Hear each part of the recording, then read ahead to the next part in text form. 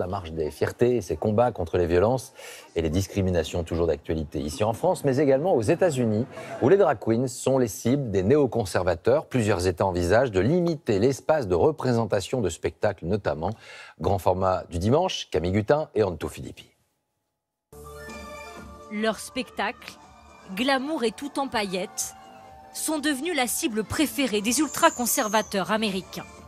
Les drag queens et drag kings font face à des lois sans précédent aux États-Unis. 12 États veulent complètement interdire ce type de cabaret. En Californie, ce café propose une fois par mois des spectacles de drag queens. Mais désormais, c'est avec appréhension qu'Alpha Andromeda monte sur scène. C'est vraiment difficile d'être une drag queen en 2023. Il y a des lois qui nous visent et qui nous empêchent de faire nos shows dans plusieurs États. Car depuis le début de l'année, les lois anti-drague se sont multipliées. Au Tennessee, interdiction totale. En Floride, le très conservateur gouverneur Ron DeSantis a fait voter un ensemble de lois, dont une visant à limiter ce type de performance si des enfants peuvent se trouver dans le public. Nous allons protéger les enfants. Et nous allons le faire que cela plaise ou non.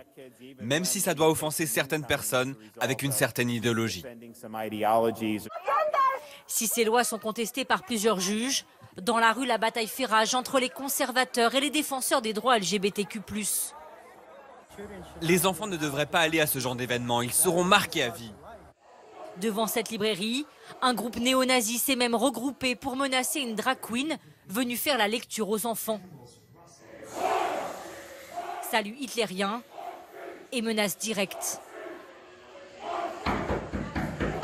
Pour les experts, les drag queens sont devenues le symbole le plus visible des droits LGBTQ+. Une des raisons pour lesquelles elles sont particulièrement visées par les conservateurs. Les conservateurs religieux et politiques ont besoin de combat. Et c'est un combat qui mobilise leur base. Pas tant les Américains, mais vraiment leur base politique. Plusieurs personnalités du monde du spectacle ont apporté leur soutien aux drag queens. Le président Joe Biden lui-même, lors d'une cérémonie pour le mois des fiertés, a tenu à rappeler l'importance de la protection des droits pour les LGBTQ+.